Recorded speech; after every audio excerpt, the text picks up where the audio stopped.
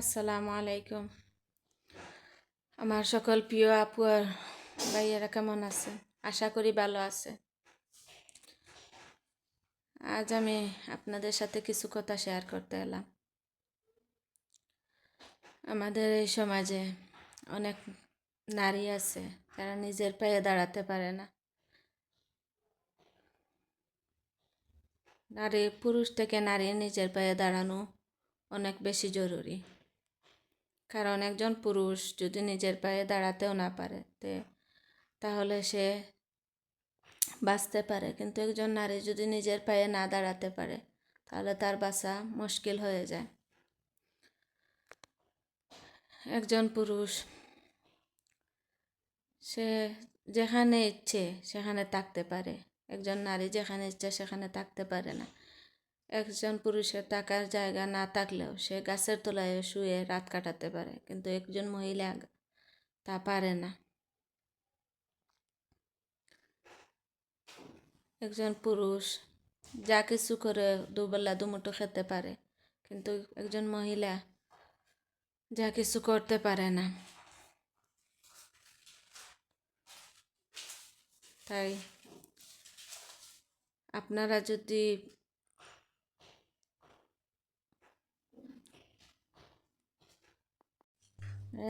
যদি পারেন তাহলে ছেলে থেকে মেয়ের দিকে একটু বেশি নজর দিবেন, বিশেষ করে বিয়ে দেওয়ার ক্ষেত্রে। একটা মেয়েকে বিয়ে দিতে হলে যে কোনো জায়গায় বিয়ে দেবেন না, ভালো করে যাচাই বাছাই করে তারপর বিয়ে দেবেন। কারণ বিয়ের পর মেয়েরা বেশি অসহায় হয়ে পড়ে, বাপের ঘরে থাকতে কখনো অত বেশি অসহায় হয়ে পড়ে না। বিয়ের পরে যদি ওর স্বামীটা ভালো না হয় তাহলে ও অসহায় হয়ে পড়ে, তার সাথে সাথে ওর বাচ্চারাও অসহায় হয়ে পড়ে। তখন যদি সে নিজের পায়ে দাঁড় হতে না পারে, তার জীবনের চাইতে জটিল জীবন আর কারোই হয় না। আমরা এই ইউটিউব প্ল্যাটফর্মে কে কেন এসেছি তা কেউই জানি না। অনেক বিপদে পড়ে অনেক এই ইউটিউব প্ল্যাটফর্মে চলে আসে, কিন্তু সবাই সব না জেনে নানান কথা বলতে থাকে। এই যেমন আমি এসেছি, ভালোভাবে ভিডিও বানাতে পারি না, কথাও বলতে পারি না। অনেকে আমার ভিডিওগুলো দেখে হয়তো অনেক মন্তব্য করবেন যে ভালো করে কথা বলতে পারে না, ভিডিও করতে পারে না, চলে এসেছে ইউটিউবে। তো আমি কেন এসেছি, কী জন্য এসেছি তা কেউ জানে না।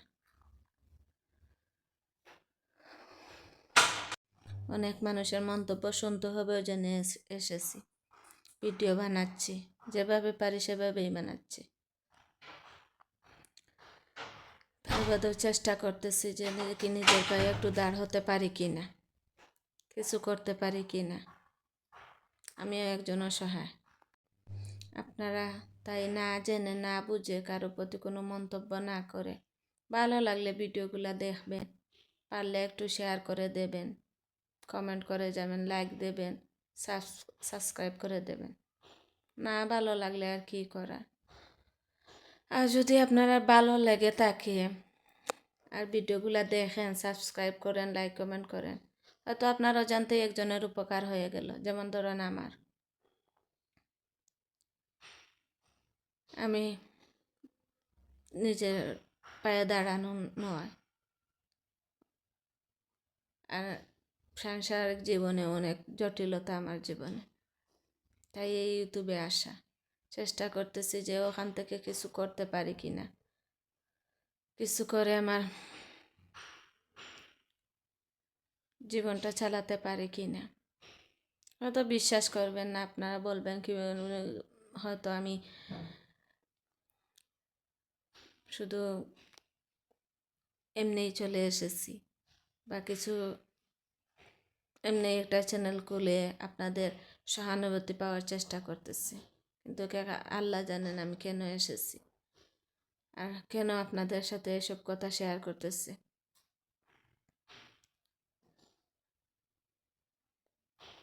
আর সবাইকে একটা অনুরোধ করব, যে কোনোভাবেই হোক আপনারা আপনাদের মেয়েকে নিজের পায়ে দাঁড় করানোর আগে বিয়ে দেবেন না।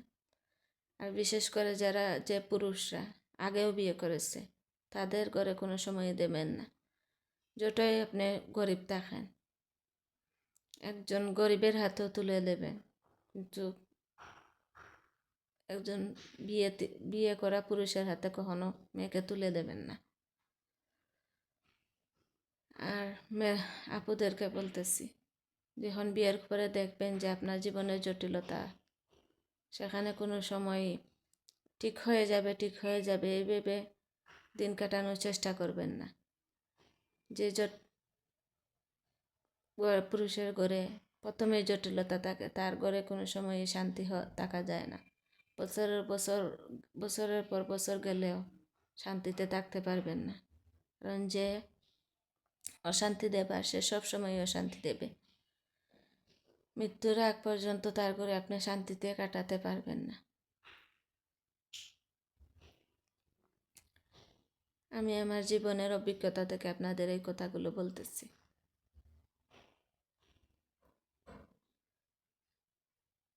হয়তো আপনাদের অনেকের জীবনে এরকম জটিলতা আছে, মিলিয়ে দেবেন আমার কথাগুলো। আমি ঠিক বলতেছি কি না ঠিক বলতেছি।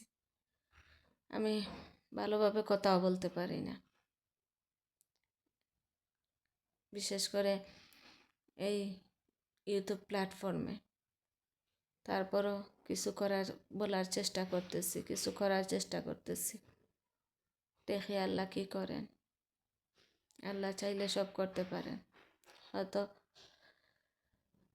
এই প্ল্যাটফর্মেও আমার জীবনটা বদলে দিতে পারে, আমার জীবনে কিছু করার উৎসাহ দিতে পারে। ভালো লাগলে আমার চ্যানেলটা সাবস্ক্রাইব করবে।